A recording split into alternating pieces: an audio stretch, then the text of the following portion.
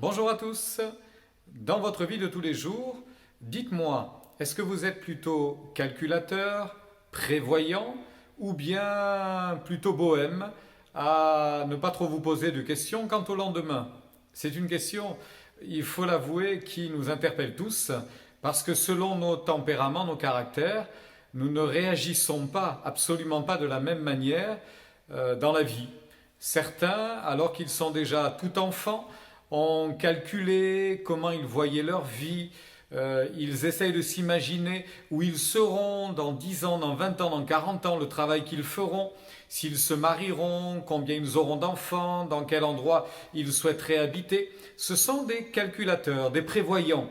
Certains diront d'ailleurs qu'ils ne sont absolument pas aventuriers et ils préfèrent avancer avec des certitudes ou plutôt des principes qui les rassurent. Et ils se disent que le fait de prévoir est rassurant. Le fait de prévoir donne un peu plus de quiétude quant à la vie de tous les jours.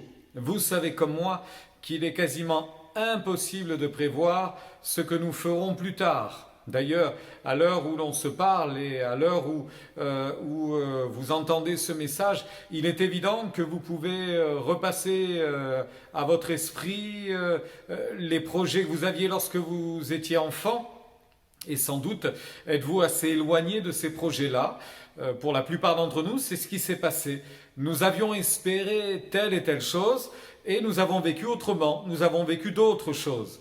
En fait, ça se résume pas plus et pas moins à cette parole que l'on trouve dans le Nouveau Testament, dans une lettre que Jacques va écrire.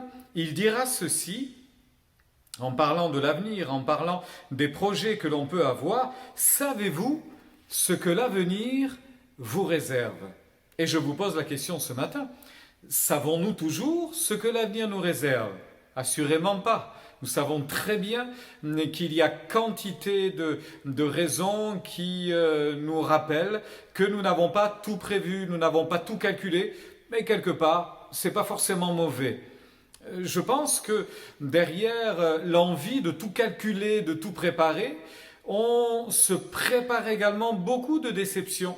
Il y aura certainement énormément de situations qui nous dérangeront, ne nous plairont pas, parce que ça ne rentrera pas dans les cases. Nous n'avions pas prévu telle et telle chose.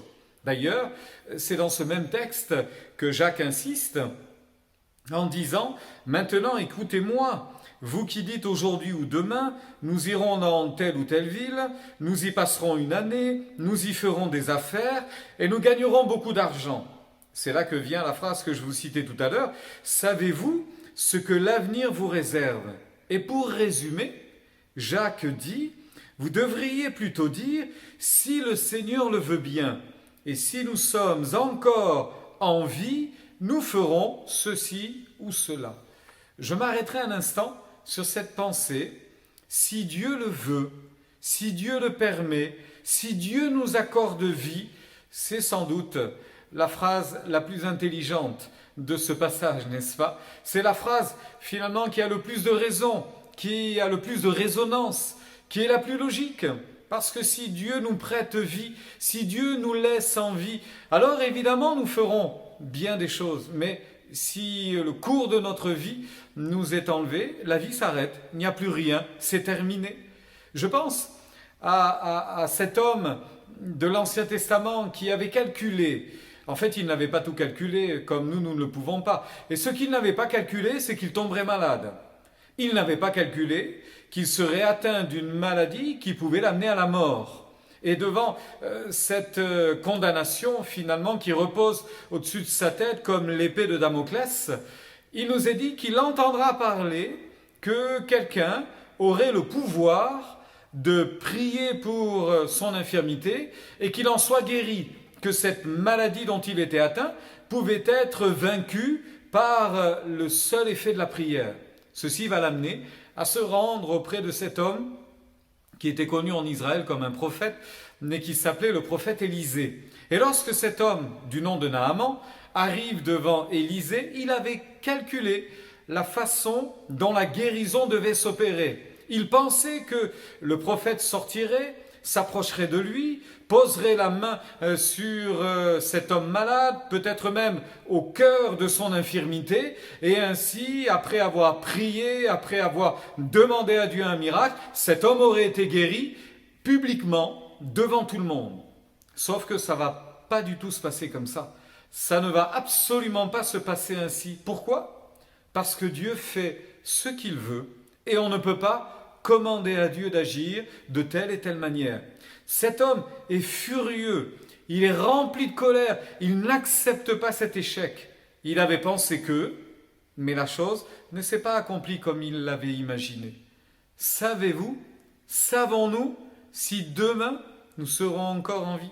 Ce que Jacques nous rappelait et nous disait, savez-vous ce que l'avenir vous réserve ? Cet homme ne savait pas qu'il serait atteint de cette maladie. Par contre, un jour, il a entendu dire qu'il y avait une guérison possible. Ça, c'était la bonne nouvelle.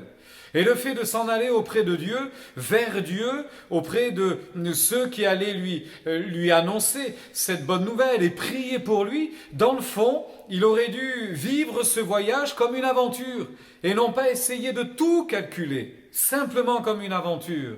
Je m'en vais, ne sachant pas ce qui m'attend, mais je vais faire confiance à Dieu pour l'avenir. C'est ce que je voulais laisser sur votre cœur ce matin. Faites confiance à Dieu pour votre avenir. Faisons confiance à Dieu pour notre avenir. Nous ne savons pas ce que l'avenir nous réserve. Mais si nous confions notre vie à Dieu, si nous remettons notre vie entre les mains de Dieu, si nous lui demandons de s'occuper de nous, sans aucun doute il le fera. Et il le fera bien. Savez-vous quoi ?